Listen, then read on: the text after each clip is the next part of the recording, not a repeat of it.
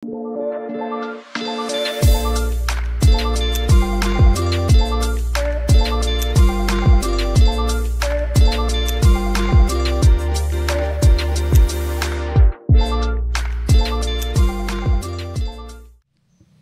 semuanya, selamat datang di podcast Bicara, Bingkai Cerita Rakyat.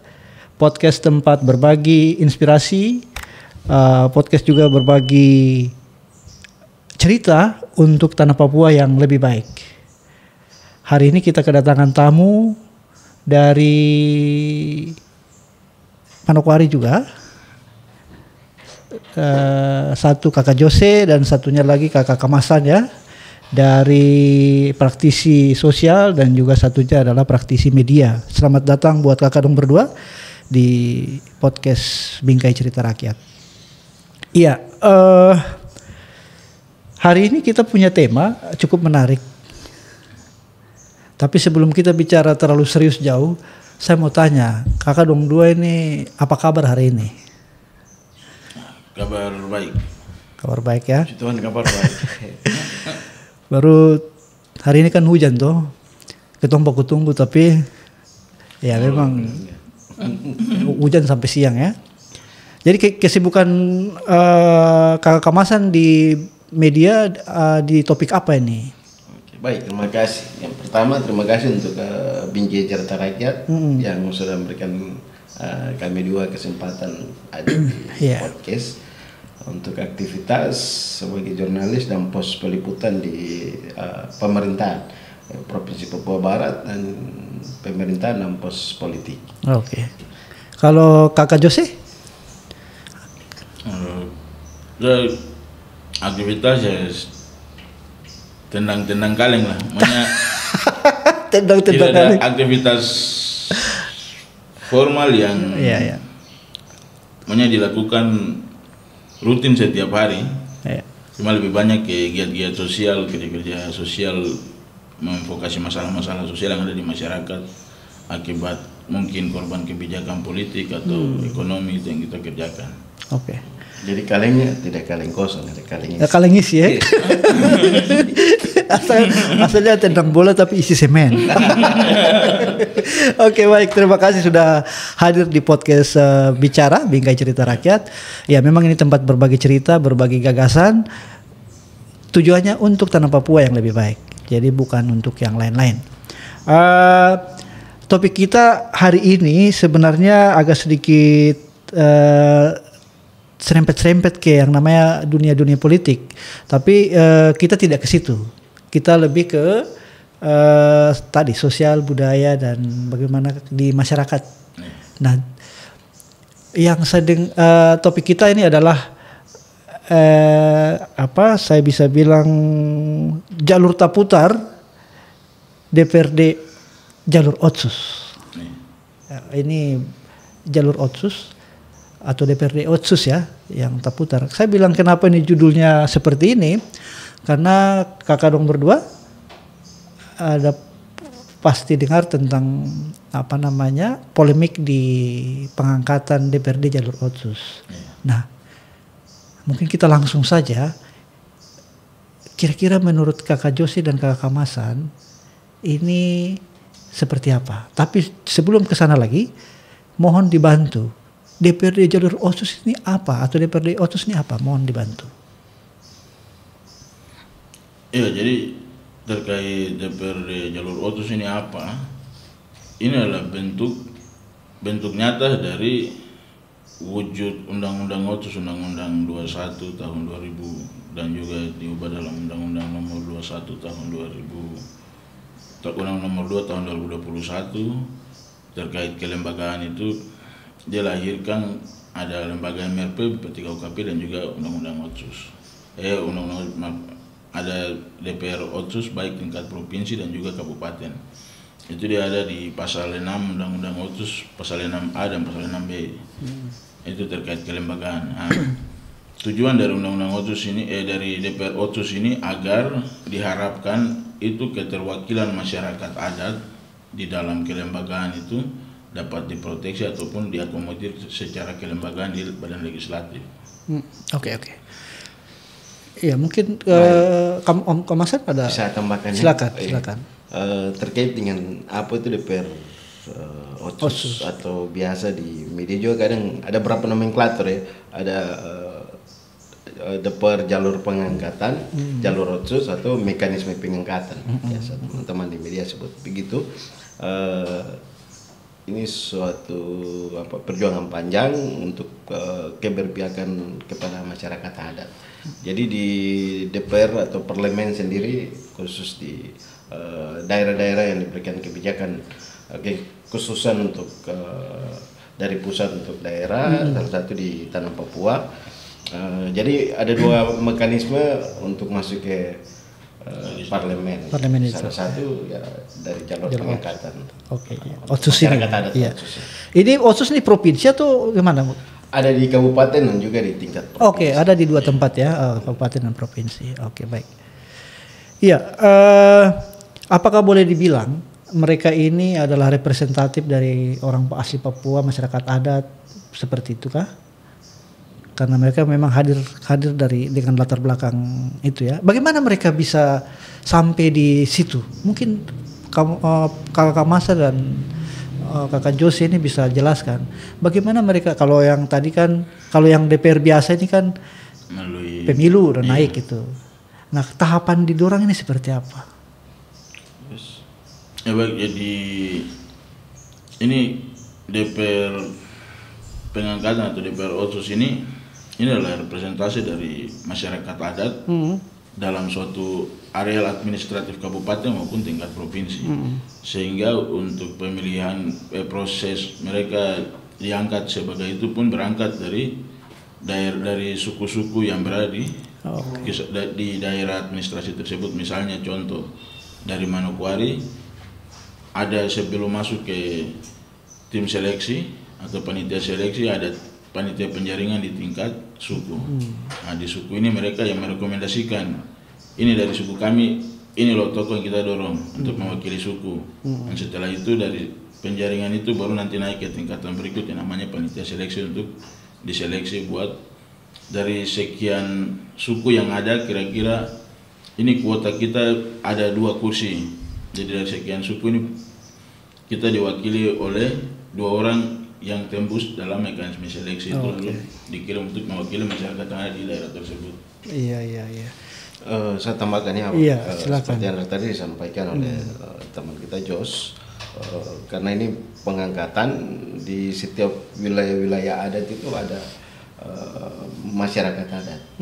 Misalnya di Manokwari ada berapa suku, itu yang jadi dibentuk per daerah pengangkatan dulu. Di dalam satu administrasi pemerintahan kabupaten ada beberapa misalnya di tingkat Papua Barat di 7 kabupaten kan dibuat regulasi untuk menetapkan daerah pengangkatan. Di setiap daerah pengangkatan itu ada sub-suku itu yang dilakukan mulai dari tingkat musyawarah adat untuk memberikan rekomendasi dari seperti yang tadi dijelaskan di tingkat kabupaten hingga naik ke tingkat provinsi. Oke, berarti di dalam konteks ini MRP sangat berperan juga ya, atau gimana?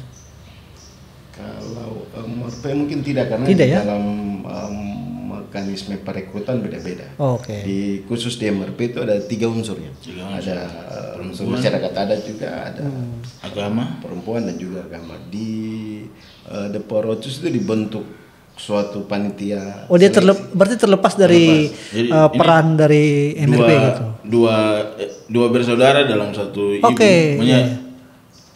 Undang-undang Otsus sebagai ibu, kemudian lahirlah si MRP, kemudian satunya DPR Otsus dan juga BP3 OKP. Oh, ini beda ya? Iya, jadi tiga bersaudara dalam satu rumah.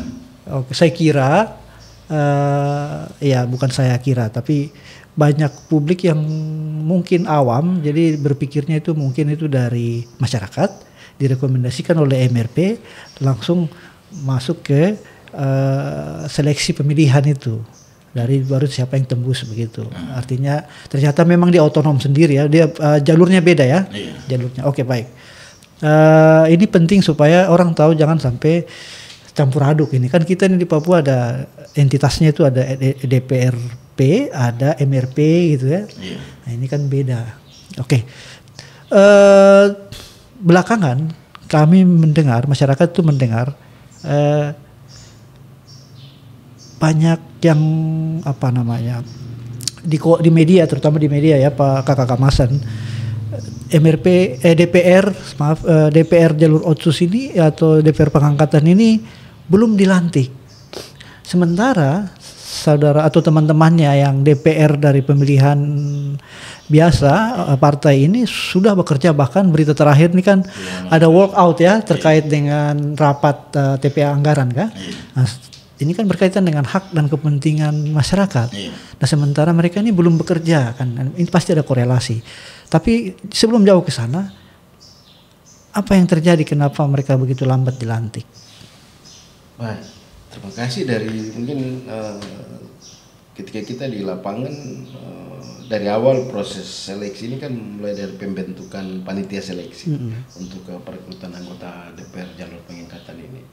Nah, di situ untuk tingkat kabupaten, untuk kabupaten sudah dilantik untuk DPRK, jadi ada DPRK, ada DPRP. Untuk kabupaten sudah dilantik, yang mungkin saat ini menjadi semacam tren lah di 6 provinsi tanah Papua belum melakukan proses. Ada di tahap awal yang tadi saya sebutkan bahwa pembentukan panitia ini kan dari untuk tingkat provinsi langsung dari Kemendagri.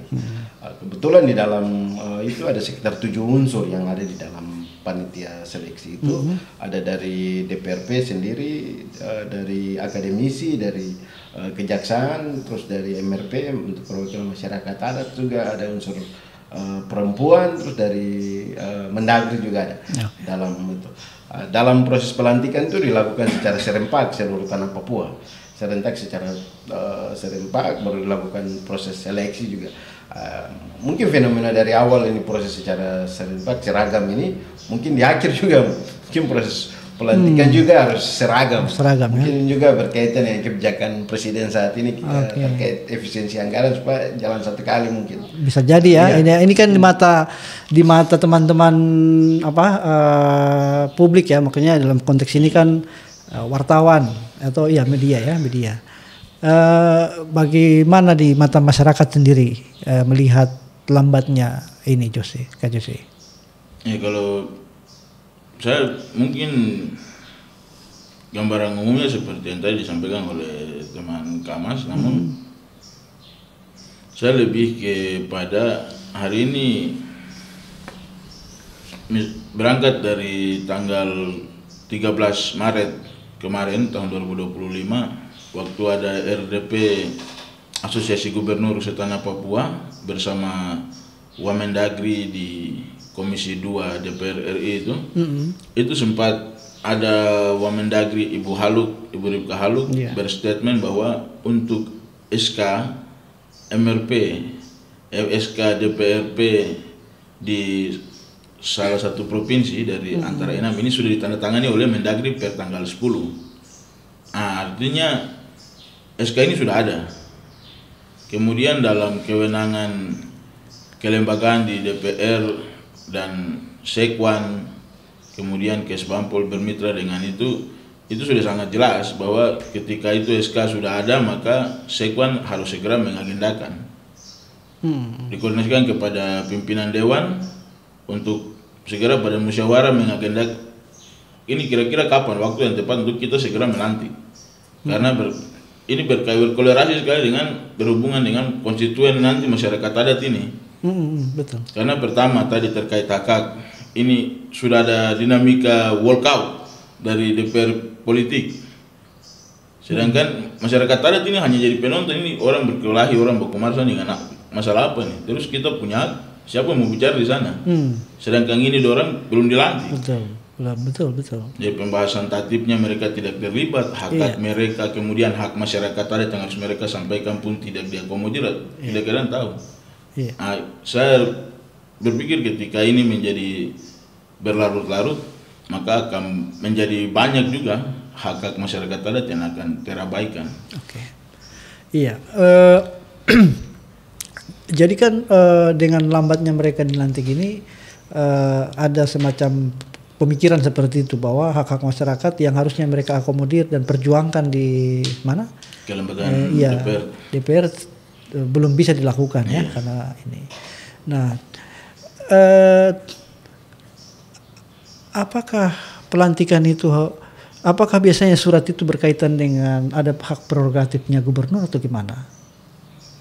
Kalau yang tertuang dalam PP nomor 12 tahun 2018 tentang kelembagaan perundangan untuk mengagendakan agenda-agenda rutin atau agenda wajib dalam kelembagaan DPR itu sudah sangat jelas bahwa pada musyawarah bersama pimpinan dewan mereka memusyawarahkan atau memutuskan satu agenda, kemudian secara kelembagaan Sekwan menyurat untuk meminta persetujuan atau menyocokkan waktu. Ya logika sederhananya, Sekwan ini hasil keputusan dari DPR, Sekwan pergi koordinasi dengan eksekutif dalam hal ini kepala daerah provinsi. Ini kami punya, kira-kira di tanggal sekian ini bisa tidak datang untuk menyaksikan ini saudara-saudara dari DPR Otsu ini untuk dilantik. Iya. Karena itu adalah aturan yang menjadi dasar hukum buat mereka bermain sehingga tidak bisa, saya anggap tidak boleh cuci tangan lah. Iya. Jangan alasan dengan itu adalah hak prerogatif kepala daerah atau apa sehingga ada yang dilepas begitu. Karena secara kewenangan diatur dalam undang-undang, dalam peraturan presiden, dalam peraturan pemerintah untuk segera. Sudah, buatkan itu karena SK-nya sudah ada, jangan tunggu. Oke. Tapi hari ini SK itu masih ini ya, tadi seperti penjelasan Kak Jose tadi sudah ada dari Wamendagri kan? Iya, Ibu Ripka Haluk waktu ada pertemuan kepala daerah setanah Papua dengan Wamendagri dengan DPR RI Komisi 2 tanggal 13 itu dia sampaikan bahwa SK DPR Otsus itu sudah ditandatangani oleh Mendagri. Pasca itu RDP rapat dengan pendapat itu, saya dapat info bahwa itu melalui Kes Bampol mereka sudah pergi mengambil SK itu. Hari ini SK itu sudah ada di daerah tersebut, sudah parkir. Ini ada apa? Iya. Kenapa dibiarkan berlalu tinggal ngambang tidur begitu saja? Mungkin dari sisi kakak kemasan bagaimana? Baik, mungkin ini juga tidak ikuti perkembangan. Iya. Jadi kebetulan disampaikan bahwa per tanggal 10 Maret ya sudah ada SK. SK ini hanya di satu provinsi atau untuk seluruh provinsi? Mungkin informasi terakhir. Ya, jadi terkait apa? Ini mungkin menjawab juga sekalian tadi.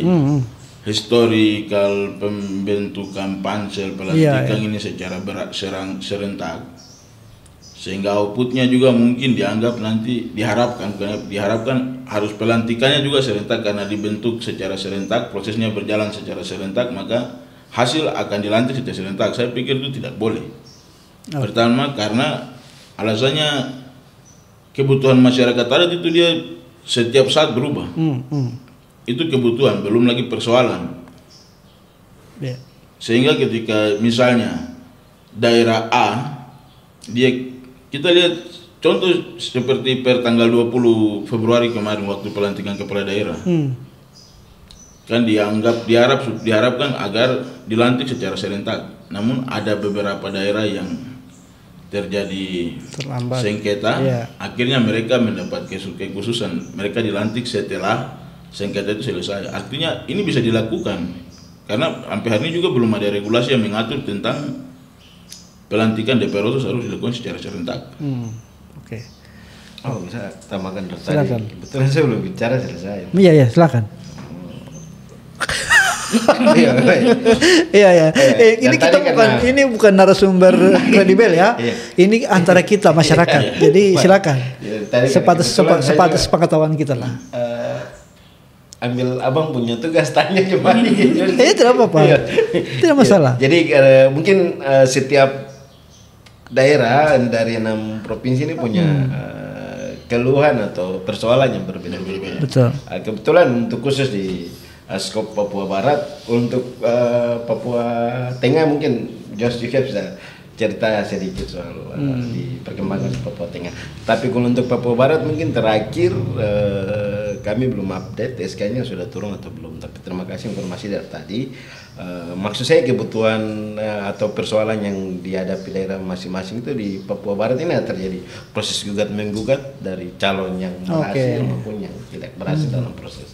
Itu juga mungkin menjadi bagian penghambat dalam proses pelantikan selain dari secara seragam atau serempak yang terus pas di masa transisi jadi mungkin kepala daerah mau persoalan ini mungkin diselesaikan secara baik dulu supaya dalam menjalankan tugas ke depan tidak menghambat. Itu mungkin karena terakhir yang kami update itu ada sekitar 4 calon yang melapor baik ke PT UN Jayapura maupun ke tindak pidana karena ada indikasi kecurangan yang dalam proses seleksi. Nah, itu mungkin juga menjadi faktor-faktor penyebab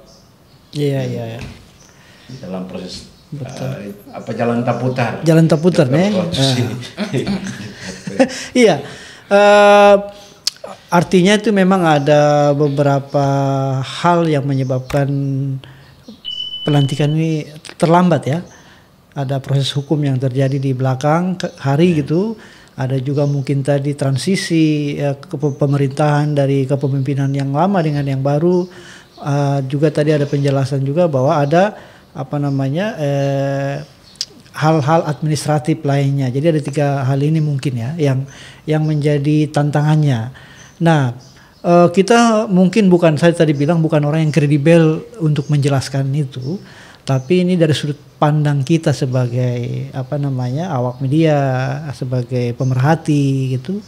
Nah, yang saya lebih stressing sebenarnya kira-kira apakah ini kemudian berdampak kepada pembangunan secara khusus, karena ini tadi kita bicara DPRD Otsus yang notabene adalah mereka yang mewakili masyarakat adat.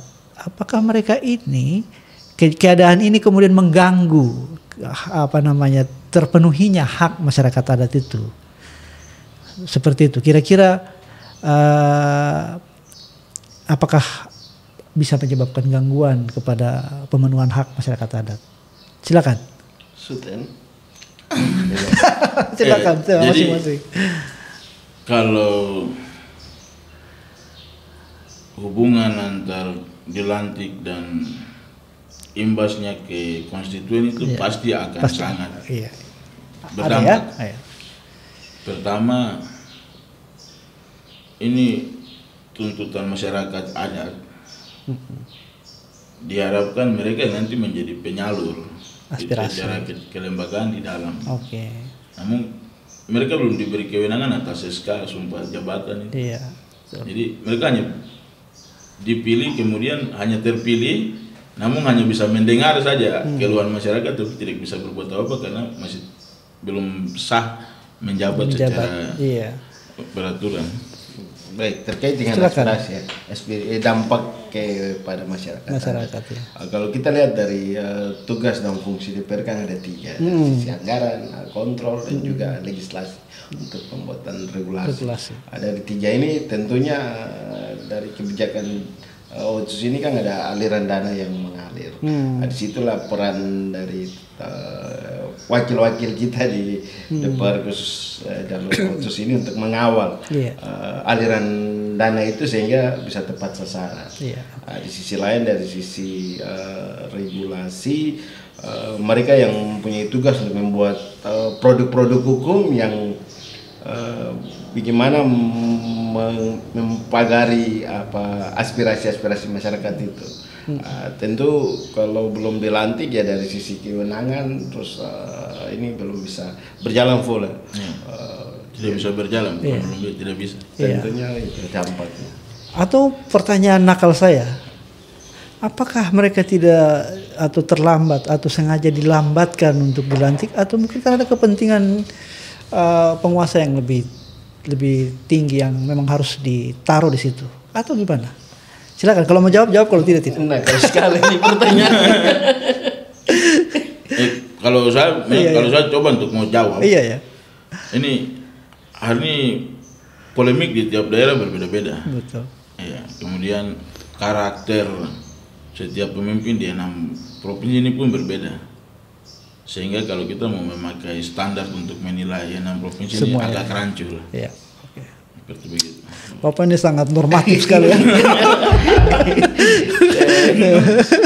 Ini yang pertama kembali ke komitmen negara untuk kebijakan yang diberikan ke Papua. Siap.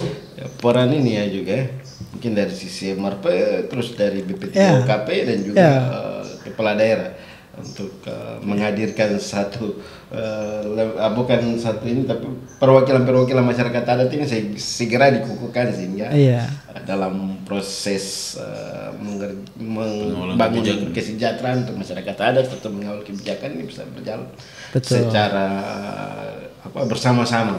Betul, karena kan menurut saya mereka wajib memang untuk berteriak atau maksudnya mau mendorong, jangan berteriak tapi saya bilang mendorong agar pelantikan itu bisa disegerakan ya kan, karena memang kalau disadari BP3OKP maupun MRP ini akan entitas yang memang hadir untuk masyarakat Papua kan gitu. Jadi kalau harapan kalau diam saja ya berarti kan kadang-kadang berarti tidak masalah kan kadang begitu toh. Kalau ketong kan biasa di sekolah begitu, kalau diam-diam saja berarti dia lancar saja, padahal dia bukan karena lancar tapi karena dia tidak tahu dan dia malu gitu. Jangan sampai tidak tahu dan malu kan gitu. Atau bagaimana? Jadi kalau saya mungkin selain mungkin dari secara sistem pemerintahan ya tingkat ini ke atas, tapi masyarakat adat juga punya hak untuk menyampaikan itu ke perwakilan mereka di lembaga-lembaga, MRP maupun BP3OKP dan juga ini kepala daerah untuk segera mereka yang nantinya kena berimbas ketika perwakilan mereka belum dilantik, karena kebetulan ini teman ini Jos ini juga bermain di ranah politik, di partai politik. Jadi kan dalam kehadiran perwakilan di parlemen ini kan ada 2 jalur yang berbeda, jalur politik maupun jalur ini. Berarti kalau misalnya dari politik terbatas juga untuk mengadvokasi aspirasi khusus ke masyarakat adat. Kalau kita melihat mungkin karena teman dia sedikit bisa berbagi untuk. Mungkin tidak terlalu, ini isunya tidak terlalu jauh, tapi itu pertanyaan yang bagus. Ya, semua berangkat dari ADRT, kemudian nomenklatur di balik masing-masing partai kan ada, dan itu dia mengatur hingga bagaimana tata kelola kepartaian hingga nanti keterwakilan di dalam kelembagaan kerjanya seperti apa kan diatur dalam masing-masing partai.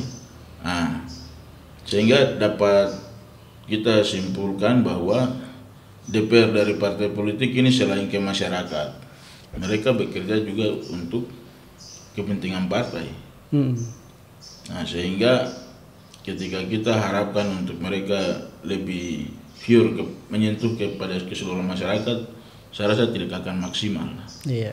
Sehingga DPR Otsus itu dilahirkan agar mereka diharapkan bahwa ini berangkat dari masyarakat adat, dari unsur suku-suku, sehingga kerja mereka itu langsung menyentuh kepada masyarakat. Sehingga mungkin lewat media juga saya mau sampaikan kepada masyarakat bahwa masyarakat adat sangat berhak untuk mempertanyakan kepada MRP atau BP3OKP agar supaya ini dibuka. Karena saya rasa ini bukan rahasia. Kenapa ini sampai prosesnya bisa lambat? Bahkan secara resmi mewakili negara, Wamendagri sudah sampaikan, SK sudah ada, kenapa dibiarkan tidur selama 1 bulan? Tidak ada proses. Tapi mohon maaf, ini kalau masyarakat adat mau bertanya, ini sebenarnya kemana? Kenapa ini lambat gitu? Apakah tanya ke gubernur? Kayak gubernur kan tidak tahu apa-apa tuh, pokoknya kan tidak ada hubungannya gitu. Tapi kemana sebenarnya mereka harus bertanya ini? Saya duluan ya. Silakan. Baik. Kalau kita lihat dari proses awal itu kan kewenangan yang diberikan di tingkat pemerintahan itu untuk Badan Kesatuan Bangsa dan Politik. Mereka ini yang bergerak untuk ini melakukan perekrutan hingga proses pemilihan. bisa juga mereka datang ke Kesbampol. untuk aspirasi mewakili untuk lapor ke kepala daerah ya, misalnya ke gubernur ya bisa ke Kesbampol atau juga langsung ke MRP karena mereka juga punya perwakilan di situ, tapi juga di BP3 UKP. Jadi masyarakat adat bisa datang untuk mendesak itu, menanyakan itu, mempertanyakan kenapa sampai terlambat. Karena begini Abang, seperti tadi dijelaskan oleh teman ini Jos. Ini kan waktu berjalan terus. Kita sampai mungkin di pertengahan atau akhir tahun ini baru proses pelantikan. Tapi ketika di proses pelantikan, perhitungan mereka tetap 5 tahun meskipun mereka masuk di tengah-tengah. Jadi tidak jalan full. Iya betul. Itu yang kan masyarakat. Kan sebenarnya mereka juga akhirnya nanti dirugikan ya.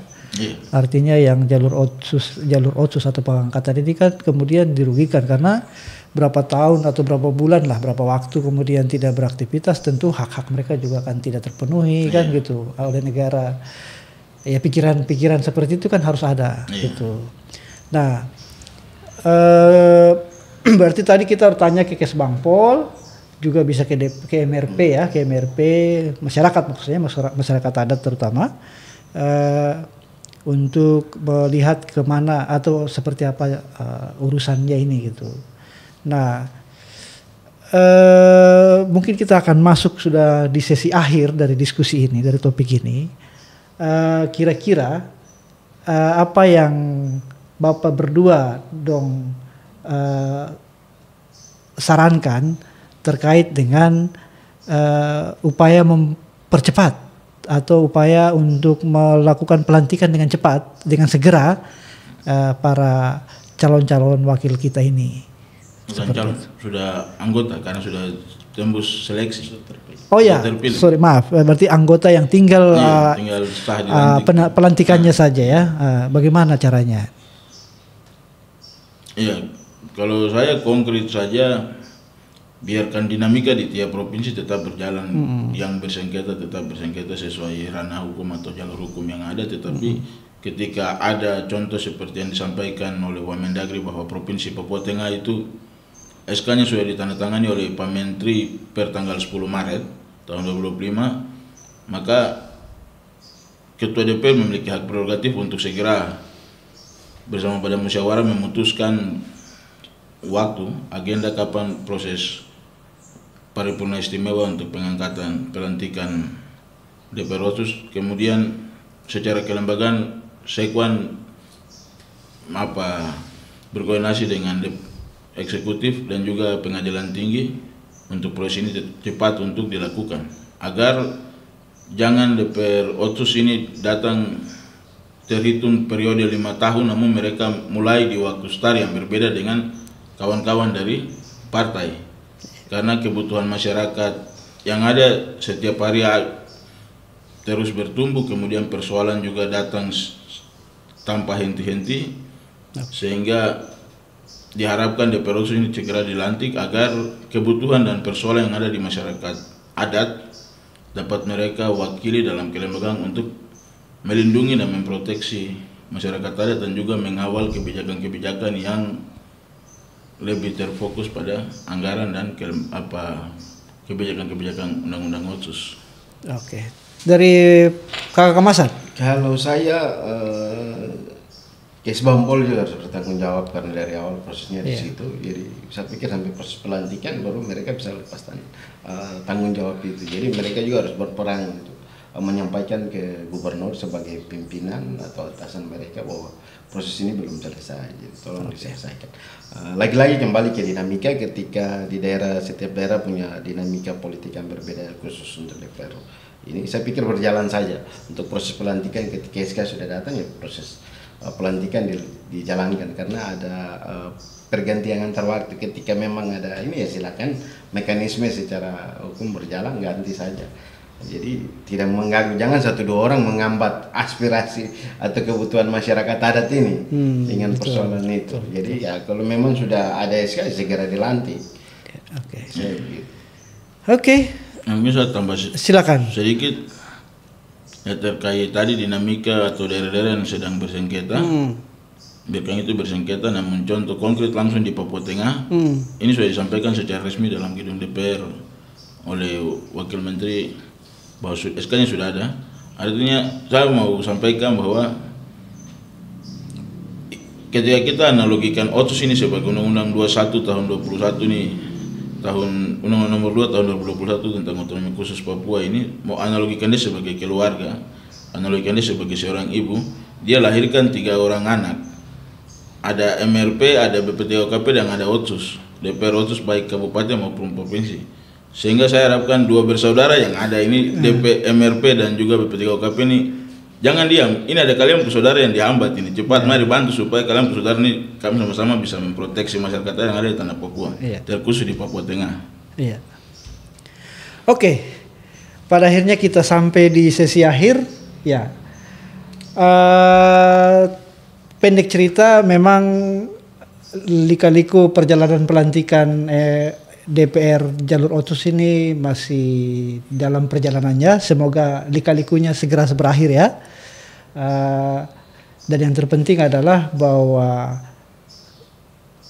pelantikan mereka adalah sebagai bentuk dari keseriusan terhadap memperhatikan masyarakat adat. Karena mereka adalah representasi masyarakat adat, representasi masyarakat Papua, maka kita berharap itu menjadi proses yang harus ada segera mungkin. Jumpa lagi dengan podcast Bicara Foundation, Bingkai Cerita Rakyat di episode berikutnya. Jangan lupa subscribe. Saya Andi Saragih, undur diri dari episode hari ini. Selamat sore. Terima kasih.